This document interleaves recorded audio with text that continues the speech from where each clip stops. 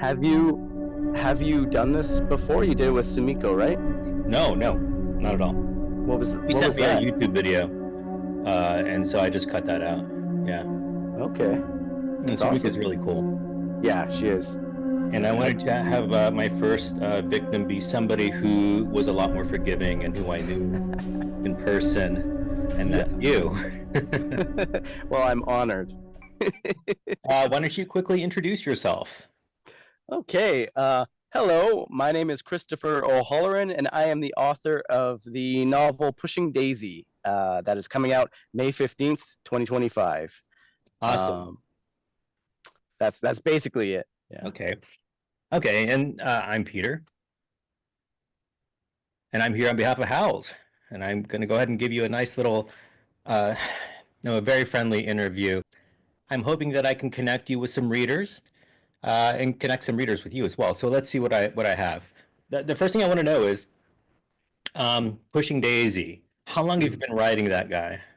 That so a lot of authors, their debut novel isn't necessarily their first novel. They have to go through a couple novels before they find their process. But in this case, that is actually my first novel. I think I wrote that after doing only a couple short stories. I started that, and it was just, some scenes in my head and like generic characters. I think I would have started this in 2016. Oh, wow. Yeah. Yeah. It was like the year after I got my townhouse, which inspired the setting of Pushing Daisy. Uh and I just like it a townhouse isn't really creepy the same way that a detached house is creepy, the same way that like a cabin is creepy. There's no isolation. Like in my townhouse, I'm in a row of I think five or six townhouses. So I got a neighbor on my left, a neighbor on my right, and I wanted to find a way to make that creepy. Hmm. But I started it the year after I got my townhouse, and then I took a break from it so that I could pursue short stories and kind of hone my craft from there. Because a short story, it's easier to see the gestalt. It's easier to see where you can improve and what you did right and how you enjoy working. Because that's obviously very important. Because Right. we're not making a ton of money here, so you really have to enjoy the process and Absolutely. enjoy failure. Failure. Uh, let's go back to your short story writing then. You're talking about failure, and this is something that I can definitely identify with. Um, Submitting and being rejected. Tell me about Yes. that in your writing career. Oh man, I And I want have to hear about your acceptances too, because you've got some notable ones. but the failures, it's it's so you I feel like I submit so much that each failure doesn't really register. Right. It doesn't even feel like a failure. Every time you get a rejection, it's just you got to realize that you're in a pool that's massive. There's so much talent out there that even if you take out all of the stories that are, grammatically messy, or, the plots are all over the place, even if you take out all those stories, there's still like a gargantuan amount of great stories in any given call. Yeah. So that rejection you really have to But take. no, no, no. Yours are always going to be top tier. Let's not sell yourself Oh, short. I'm I sure that appreciate some that. people Yeah. got in that shouldn't have, and I'm on your side. But what I'll say is, I remember those days whenever rejections hurt a lot. Yeah. Do they still And hurt for you? no, not so much. And Good. that I remember thinking like, wow, I'll get to that day whenever they don't. And it's like, hashtag goals. I guess I'm there now. One thing that really helped me is actually Haley Piper. A few years ago, she was saying that she aims for 100 rejections a year, and she's so prolific these days at that. I'm sure she's just getting in now. Like she's not reaching those numbers anymore. Probably not. No. If she's in your slush, then you want her. But anyway, Yeah. like that aiming for the rejection really restructured it in my mind. It's there are always some calls that you hope you get in, But at the end of the day, even if you're writing a story for a specific call, you got to be proud of that story. You can take that story, and unless it's written specifically for Taco Bell Quarterly, which is, You such a just take out the specific. chalupas and you're fine. That's right. Yeah, you just retool it a little bit, take out the chalupas. I actually have a story that I wrote for I wrote it for a Christmas call, and then I was able to kind of retool it for different holidays. So I have one version of it that's a Christmas version, and one version of it was a Halloween version. Hmm. So basically, I took the eggnog and I made it apple cider, and I took the piles of leaves and I made them snowbanks, or vice versa. Right. So yeah, you're right. Like, at the end of the day, you have this thing that you're proud of, and you can retool it to fit different calls, or just send it out. It's going to be good. People are going to want it if it's a good story that you're proud of. Someone's Right. going to want it. Okay, let me ask you this question. Would you consider yourself a horror fan first or a writer first? Oh, that's a good question. That's actually something I haven't really thought of. I don't I don't fully commit myself to the horror author thing. Like, even on my website, I don't fully commit to being a horror author. And part of that is cowardice on my part. Oh, I I don't get want, it. like some people, they don't really, their view of horror is kind of constrained. They think horror, they think of, these gory, schlocky movies or books that aren't really necessarily what I'm writing. Like, I take every story that I write, whether that's a horror story, science fiction story, literary story, what have you, and I start from a place of character and a place of plot. Mhm. So the genre conventions, I don't really feel bound by them. I feel like I do approach dark topics.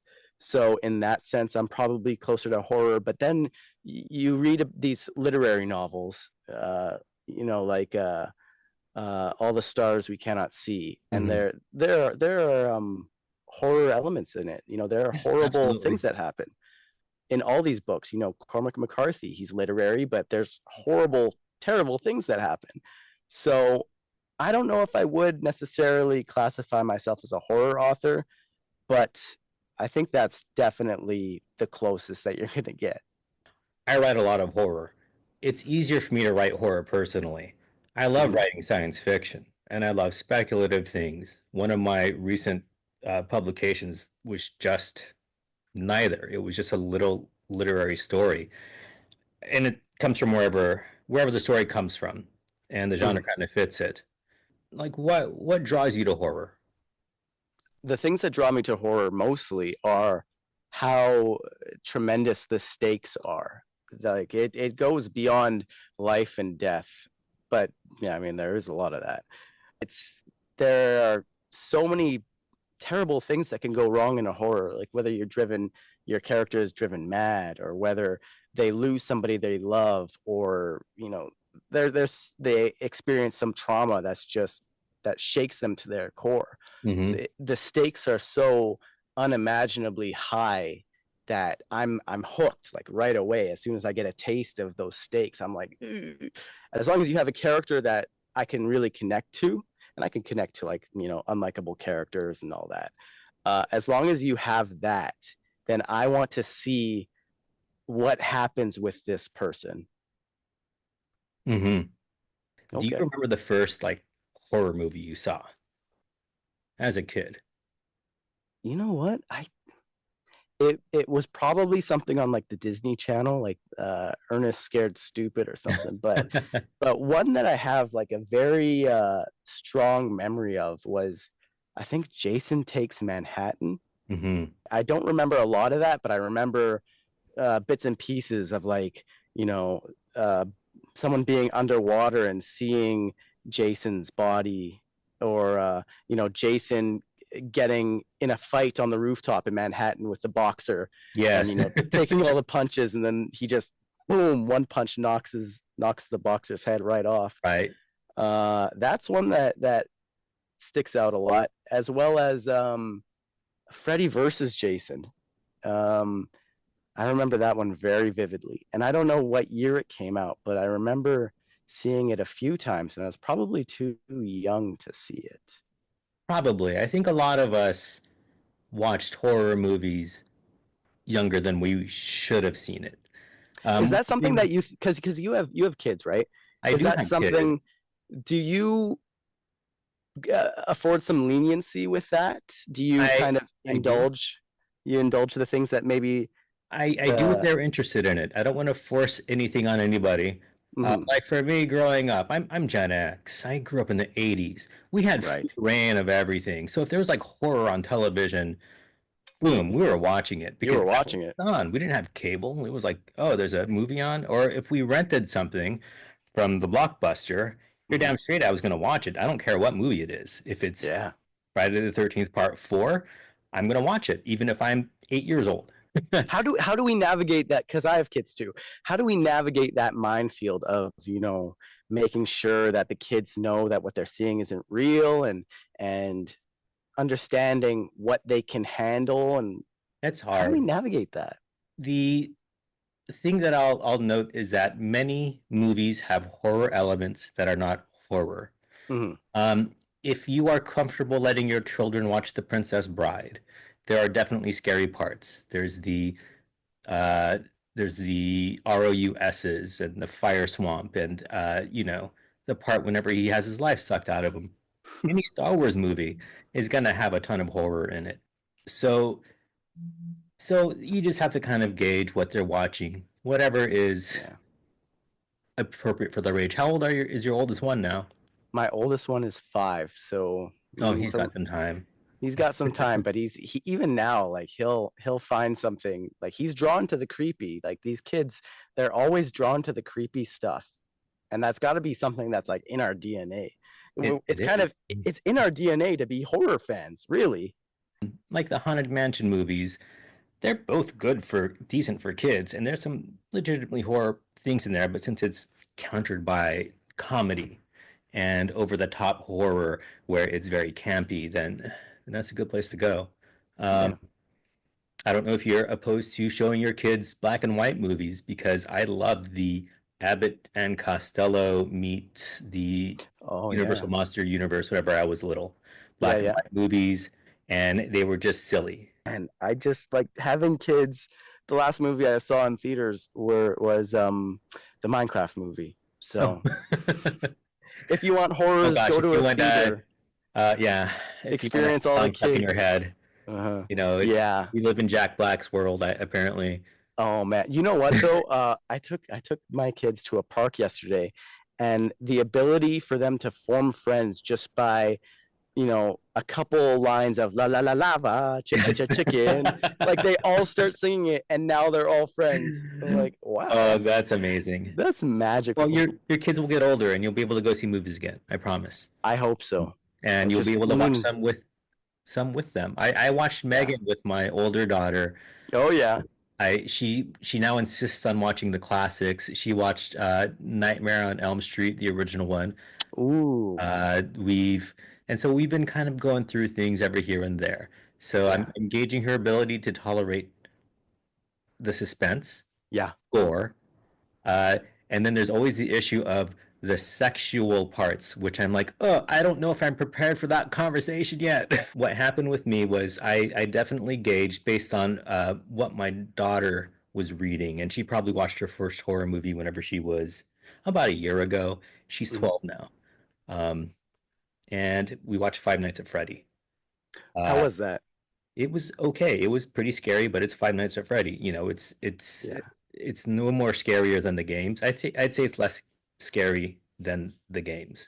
My first experience with Five Nights at Freddy's is I actually started doing the VR version so that I can make some videos to promote Pushing Daisy. I'm kind of like spinning it in Pushing Daisy is about an unconventional haunted setting, townhouse, rather than like a Victorian mansion. So, what are other unconventional haunted settings? Haunted concession stand, a haunted carousel. So Absolutely, yeah. so I've been playing that and I didn't think it was too scary. Like the jump scares are there, the tension is there. But then my son saw me playing it 5 years old, and he was talking about it at night for sure.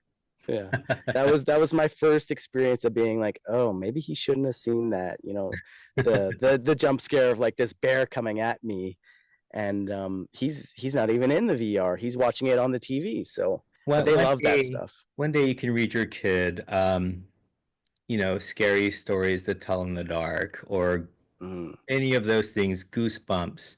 hmm. Uh, Read them to your kids, and it's up to you to make them scary by how you tell the story. Right. And that's one thing I did. And I used to freak my children out. I don't know if you know the story about the monster saying, "Where's my big toe?" No. Okay.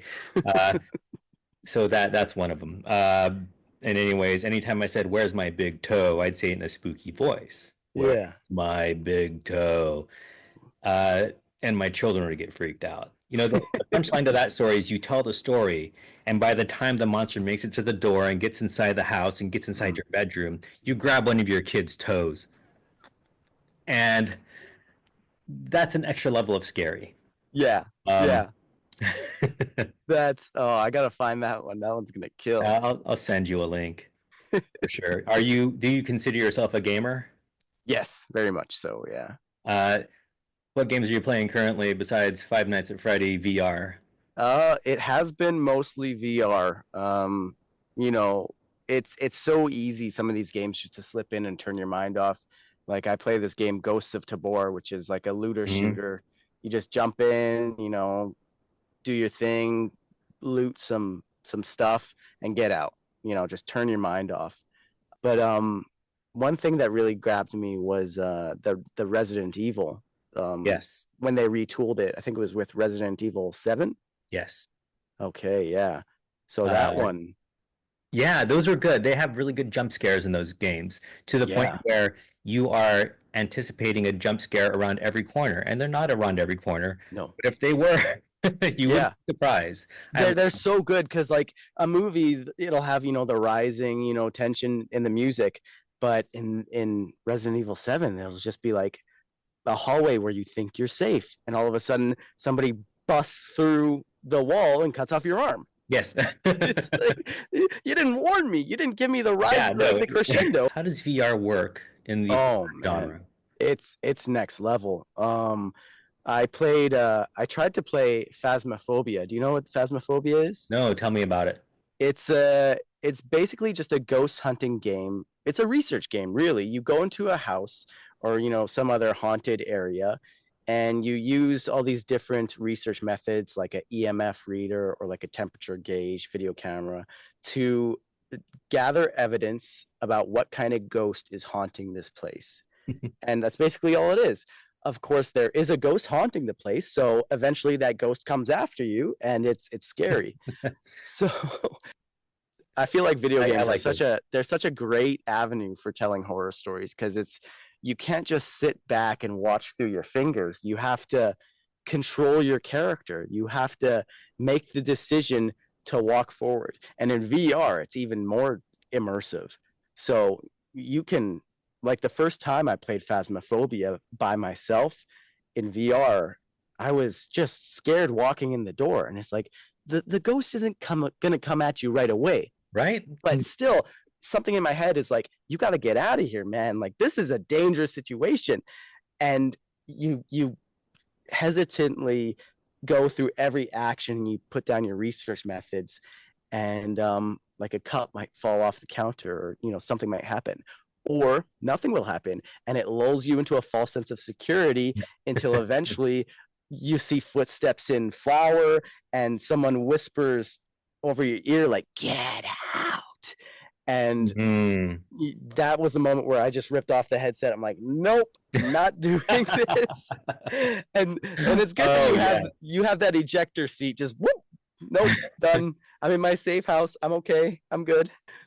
It's definitely easier to play with friends. I did a few videos with Jolie Tumajan and Timaeus Bloom, and that was a lot more fun and less pants shittingly scary. Have you ever been to an actual haunted house? Oh, actually, in San Diego, We were at StokerCon, and a bunch of us went on a haunted tour through San Diego, and it was a lot of brothels and a lot of Wyatt Earp. But at the end, there was this house that we got to explore, and there were orbs everywhere. People were capturing orbs on cameras, and it was exciting, but it was kind of a little low key Mhm. until we got out. And my friend Chelsea, she's like, Chris, look at this. Like I have this picture, this video actually of an orb, and the whole time, like after we left the house, I was rubbing my knee because we had walked a lot, so my knee was starting to hurt, and I guess I'm getting old. But she Yeah, shows that's a me valid concern. it happens, right? I'm not Gen X, but I'm getting there. This orb in her video was floating around, and it starts attacking my left side where like this ache is, and it's attacking my knee. I'm like, what the hell? But then we get to this taco shop, and I'm still stomping my leg. And my friend Pauline Chow, she's like, "What are you doing?" Because I'm like a horse just trying to stomp this ache out. Hmm. And I tell her the story of the orb attacking me, and she says, "Oh, I have something for that." And she reaches into her purse, and I think she's gonna pull out an Advil or something, but she pulls out a stone of obsidian, and I'm like, I'm not gonna choke that down. I need something a little smaller. She's like, she asked if she can, rub it along my leg. So she kind of hovers it along my leg, up and down, It's very and puts it. important to seek, you want permission to do that kind of stuff. You can't Yes, start rubbing yes, stones on people's legs for anybody out there trying to exorcise ghosts. right. Get that permission first. I appreciated that she did that, but I'll be damned if by the end of it that ache was like totally gone. She she Okay. she banished the ghost from my leg. I think the house you went to was called the Whaley House. That sounds familiar. I grew up in San Diego. Yeah. It's a well-known haunted place. There are some haunted boats out there too. You can take haunted boat tours. And I do wonder if something that attacked you might have been a ghost of somebody who might have been missing a leg. Trying to steal mine? Maybe. Who Where's knows? my left That's leg? the one. I'm gonna talk to her. She has a book coming out too. Yes, Chasing Moonflowers, right? Yes. I got to read that. It's very good. Oh yeah, I've got it. I've got it in my TBR right now. I'm Mm-hmm. looking forward to it. I read the first two chapters and I was like, "Ooh, this is getting good." Mm-hmm. I mean, I'm not a big fan of like historical fiction, but Me oh my neither. goodness. Mm-hmm. It's very, she did a great job of making these people from so long ago feel relatable. Hmm. She did a great job. Is there a horror book that you read recently that you would recommend? For You know what? I would say it's a literary novel. Okay. Five Little Indians by Michelle Good. She's a Okay. Canadian author. She's Indigenous, and it's the story about these five Indigenous people who have been exposed to the residential schools and their Oh, lives after the residential schools, right. and the horrors in that, and the heart, and just it really really destroyed me a lot. That's like Tananary Dew's the Yes. Reformatory, right? Similar kind of Yes. vibes. Similar vibes. Definitely. Tananarive Due, by the way, if I could recommend one author, probably her. I spoke to her at StokerCon. I said, I've read all your Oh. stuff, and it all ruins me. So what should I read next? Like I think I've read everything, but then she told me about the African Immortals series. Yes. I think it begins with My Soul to Keep, and I read two out of three of them, and I've had to take a break after each one because it's just like the first one. I was listening to it at work, and I actually got a headache because I had to hold in how badly I just wanted to sob. Like it Wow. affected me so much that it hurt me. So Oh so yeah, the power of good writing. yeah, Uh, Tananarive, Michelle Good. what is the horror scene like in your town? Oh man, I actually live in a little bit of a Bible belt, so I don't Ooh. think it's very strong here. Well, I it's lived scary in its own way. definitely, definitely. It's just Right. the ignorance Right. It is is. very scary. It's very It is. scary to It can me. be scary. There's a But lot other of than horror that, fiction about that, as it turns out. yes, which is great. I'm loving that that all these voices are finding a market. Wow. Um, Yeah. let's talk about Pushing Daisy. First of Okay. all, did you have something that inspired you to write this? Was it just living in a townhouse, or was it something else? It was it was actually my brother-in-law. We're good friends, and he was living with his grandparents at the time, and they live in a very old, very creepy house. Hmm.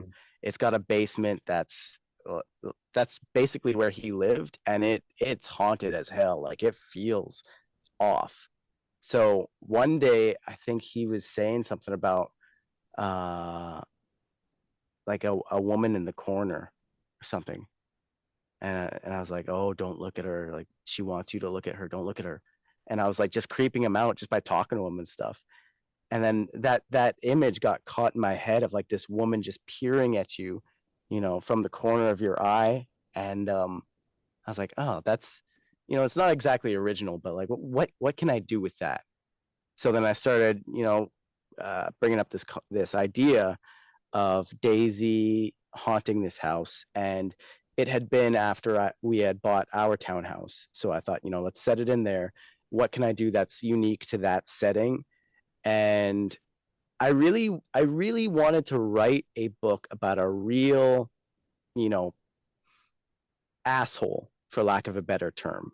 Um, I wanted to explore what makes an asshole because I am surrounded by people, and sure enough, some of them are going to be, curmudgeons, and some of them are going to have these eccentricities that make them a little bristly. So I've had to come up with an understanding. I've had to find out why they are the way that they are, the anxieties or like a shyness that makes them, not necessarily approachable. All these things that, like, there is a reason why someone is mean. There is a reason why Mm. somebody is, a little closed off. So how can I explore those traumas? So then I had the woman character, I had Daisy, I had my asshole who's Roger, put them together, and what kind of dynamic can I get from that? And that's really where it came from. And then Roger, a novel should take a character out of their comfort zone. So I thought, how can this guy, what are his flaws? How can those flaws be Outside of taken your advantage comfort of? zone, because having met you, I've known you for a while now, you are one of the nicest people I know. Thank you. I appreciate that. You're kind. Uh, you're definitely the opposite of Roger, except maybe you both play the guitar. I do play the guitar. Yeah. Yeah. So that part was personal. But in a sense, like I'm not the opposite of Roger in the sense that I do have impulses. Like I do have Mm. like I get annoyed just like he does. I don't necessarily act upon it. I try and, live with patience, exhibit patience towards people, especially having young kids. But it like all the things that he feels and acts upon come from within me. Right, Like I have negative thoughts. right. So I really, with this book, I did want to put forth the theme or the idea that kindness is a choice. Look, like Roger is not choosing kindness. Hmm. Daisy chose kindness while she was alive to a fault, but there is a middle ground, between, Sure. letting people walk all over you. Also, May, uh, I love this character of May that I came up with. That sounds a little self No, serving no. to, Love your characters. You can love Roger. You can love all of them. And that's the nice yeah, thing about writing something. If you don't love your characters or feel strongly about them, I mean, what's the point of exactly. writing them? What's the point? Yeah, Stephen King, he loves Holly, and to the point where Oh, now every book he writes is about her. So, May is this character that I really came to love. But she does let people walk all over her. So in a sense, I wanted to show how Roger's more positive qualities, like the fact that he's willing to stand up for himself and he's willing to stand up for other people. I wanted to show that that can be implemented in your life, and you can Right. still be a kind Right. person. Yeah. And it's got some legitimately scary parts in it. I've started reading it and I can get into more detail. I'm not finished yet. Once I do, I can't wait to put a review up. I'm enjoying it so much so far. Thank you so much for your time. Is there anything you want to shout out before we go? No, this was a blast. Thanks, Peter. Yeah, not a problem. Howls thanks you. You've been great. I appreciate your time and I want you to have a good day. And I can't wait for your book to launch. What day is that again? That's May 15th. May 15th. That's coming right around the corner. Thank Mm-hmm. you so much. Thanks, Peter.